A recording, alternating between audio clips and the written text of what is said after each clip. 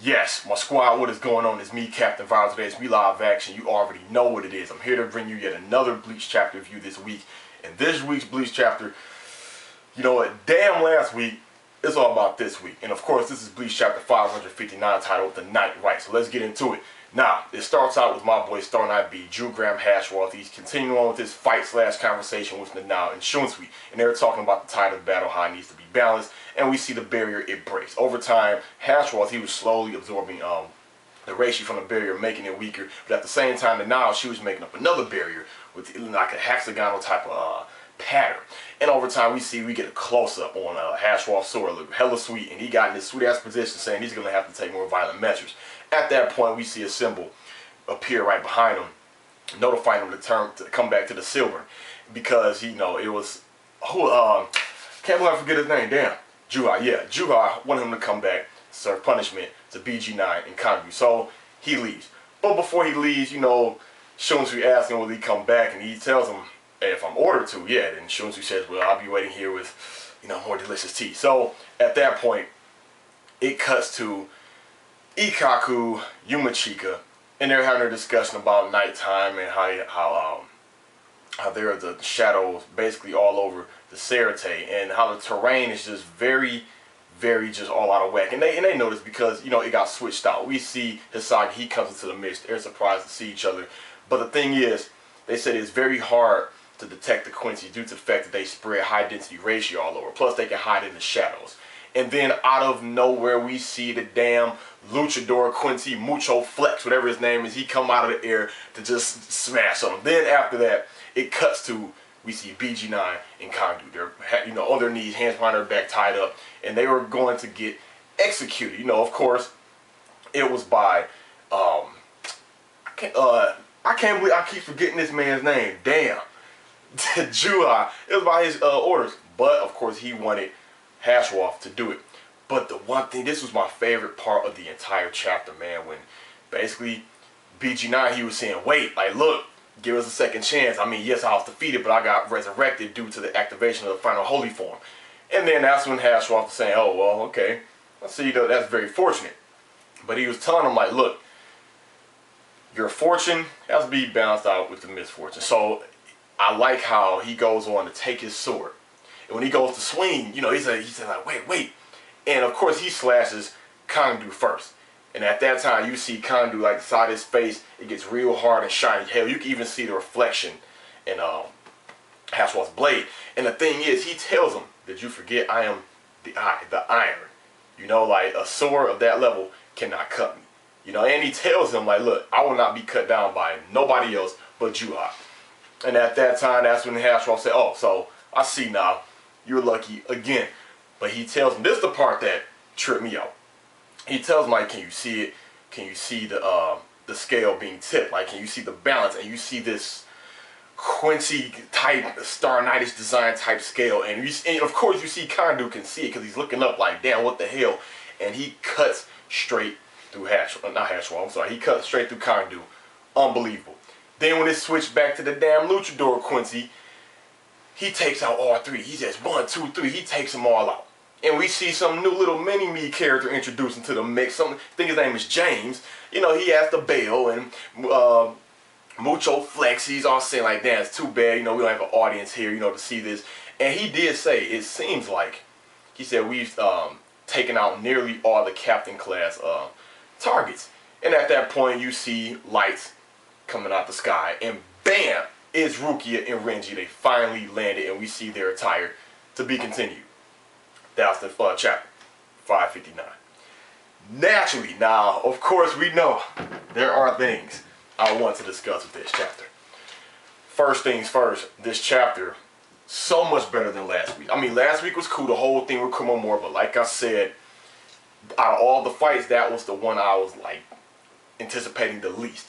And I always say a fight can put story progression on pause. I mean, you can put story progression and fights within the same chapter, but when you take the whole chapter and just focus on story progression, I love it. So that's what this chapter had to offer. Story progression. We got to see, I believe, 13 characters that was in this chapter. We got one new character that was introduced, a little mini-me James motivator. But, like I said, let's take it from the top. First things first. One thing I noticed, Shunsui, I'm pretty sure this was an error on Kubo's part, but the motivator does not have an eye patch. And I'm pretty sure that's an error because it was just on his eye. It was just on his eye, so, but hell, we all make mistakes. This is not the first error Kubo has made. What else? Nana. Again, yes, she is being very, very useful. Yes. So, hats off to her. But let's go on to not Shunsui, Hisagi, Ikaku, Yumachika. It was good to see them, you know, and it goes to show that Hisagi's Bunkai training obviously has to be complete, because last time we seen Hisagi, he was with his former, you know, his captain, Kensei. But to see Mucho flex, just take out all of them. First, I have to think, wait a minute. Is it fair to say it's because he got the jump on him and it's hard to detect, you know, that Quincy, because they just said they spread a high density ratio everywhere and they can hide in the shadows. So maybe it's fair to say that's why he was able to get the jump on him. But I noticed he did say Captain Class. So I can understand that with Ikaku because he has the Bunkai. But he said that also for Yumachika and Hisagi. So I'm guessing maybe Hisagi achieved his Bunkai, you know, during the training. And maybe Yumachika has Bunkai. You never know. They probably, that is most likely that's probably the case. But to be honest, I honestly thought all three of them were going to team up and fight this Mucho Flex, because we can see that Renji, he's had more training than those three, because he had training up in the Royal Palace. So I'm like, okay, it seems appropriate that this will be a rematch between Mucho Flex and Renji. It would take just Renji versus Mucho Flex, but it'll take all three of them, you know, Hisagi, Yumachika, and Ikaku, to fight Mucho Flex. I'm guessing that will be the case. But this is what, let's talk about this whole Star Knight thing, alright, the execution. First thing first, that's hella messed up. Clearly, the rule with the Star Knights, you know, in the Vanden region, it's win or die. If you lose, you die. So the Star Knights are probably thinking, you know what? I can't afford to lose. If I lose, penalty is death. So I'd rather lose from my enemy or lose from my comrades. They probably thinking, damn, like what the hell? But I guess the good thing about that, it pushed them to fight even harder. You know, because it's not like the other animes, or hell, this even happened in Bleach at times. The bad guy gets defeated, but the good guy spares them. You know, hurts their pride, you know, or makes them go back licking their wounds, delivering bad news to their main boss or whatever. So it's not like that with the Star Knights. I think it's messed up. And I said it, I called it in the captain's meeting. I did, and I notified Charles about this Kandu. Eye for the iron. I knew that had something to do with his ability and not his weapon. Because like I said, that's like saying, I'm Star Knight S for the sword. You know, it's about their ability and not their weapon. But that was messed up. He was able to block Hasselhoff's sword. It said, it's like, yeah, he kind of dissed it at that. He said, a sword at this level is not going to be able to cut me. You know, I'm like, damn. But we see he still end up cutting through him. It's safe to say that he's dead, because he's not going to spare him, especially in front of Juha, after Juha gave him that order. So it's safe to say that he's dead. A good thing about this chapter, we see that the the final holy form, the Volstendig, that resurrects them. And I like the change of this in the chapter, because everyone said it, and it made sense. I did tell people I could see this happening. Everybody said Ishin is going to come and save Toshiro. Yodorichi is going to come and save Soifon. You know, she's going to fight BG9, etc., etc. And I actually agree with that, because I could see it. Like, you know what? But the reason why I like this, no one predicted this. No one would have ever guessed this. I guess the closest hint was with last week, with Bombietta, how the girls was basically giving a hint she was going to die or get executed due to her failure. You know, but other than that, no one predicted Kandu and BG9 were going to get executed. No one. And that's what I like when you read a story and it's unpredictable. Because from what I hear, the Naruto series, you know, Shippuden can get very, very predictable. I don't know. Y'all tell me. I don't know. But anyway, I'm like, damn, I did not think Kandu and BG9 would die because of their failure and by the hands of Hashwolf from the Order of Juha.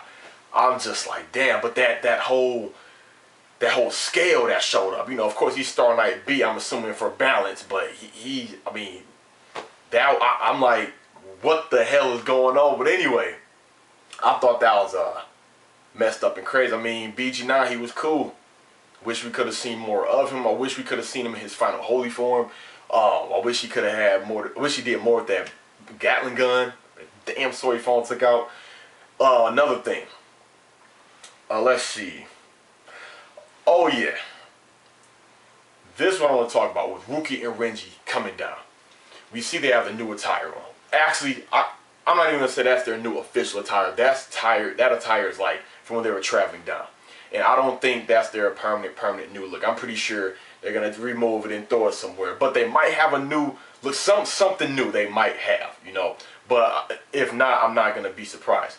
But shouts out to one of the elite ladies, the very, very pretty Melody Lee. You know, she sent me a message earlier before I start this review asking me, you know, do I think Rukia will have a bunkai? And naturally, you know, I was gonna tell her no. And I get this question a lot, and I see this conversation a lot, because Rukia is liked by a lot of people. Me personally, I don't give a damn about Rukia, but mostly dudes ask me that question, or they bring up the topic, and you know, normally I'll be like, look, bro, no, I don't think she's gonna have it, whatever, she's weak, I don't care about, etc., etc. But you know, for some reason, with Miss Lee, very pretty Miss Lee, you know, when she brought that damn squirrel again. If y'all watch one of my recent videos, that damn squirrel. Anyway, I do think she may have a bunkai. I mean, it's a maybe, because what else is left for her as far as potential character development / upgrade? Because we see now the time script, she's lieutenant. Yeah, we're pretty sure she's gotten stronger, but she, you know, and she had her training. But she needs to do something else. Like, something else needs to happen that will be very justifiable and significant and relevant for Rukia's character. It has to be. So what else left is there? That will be her having bunkai. However, when she does achieve bunkai, I don't know how it'll look or what it'll be. So many people, it'll just be fangasms from fanboys to fangirls. But hold your horses. Even if she achieves bunkai, she still has to obtain a victory, because it's gonna make it, man. If she has bunkai, uses bunkai, and lose, I'm like, see, even with bunkai, the damn girl is useless. So I do think she has a bunkai. You know, it does seem that way. Renji, I'm pretty sure his bunkai is upgraded, and Kubo did say it in an interview. So when we see his bunkai and it's upgraded, I'm not going to be surprised. I'm pretty sure it's going to look sweet, because Renji was my very first favorite Bleach character. And I cannot wait to see the rematch between him and Mucho Flex. I can't wait to see that. But other than that, let's see. Next week, I predict and want to see the fight kick off between Renji and Mucho Flex. That is exactly what I want to see. But the messed up thing is, man, it's just Hashwolf did to my boys, man. I mean, to see my boy execute my boys, like, damn. And where the hell is Uryu? I mean, yeah, but anyway, all in all, very good chapter. Like I said, story progression, introduced to a new character. Pretty sure no one cares about. Good art. Everything was good pacing. Seemed a little bit short, but when things are extra good, it seems short. But give me your thoughts, comments, and concerns. Let me know if I missed anything. Any questions, leave down below. Again, thanks for watching. I'll see you all next week. Signing out. Oh yeah, and enjoy your Thanksgiving.